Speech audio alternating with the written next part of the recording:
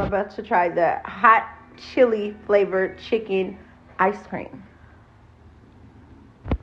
The way it fell off.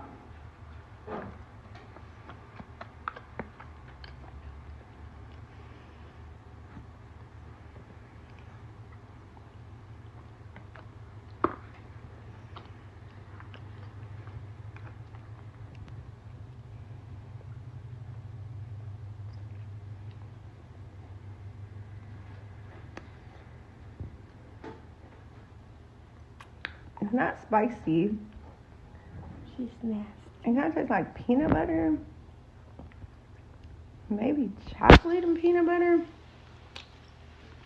I don't know. It's really hard to describe. I say 5 out of 10.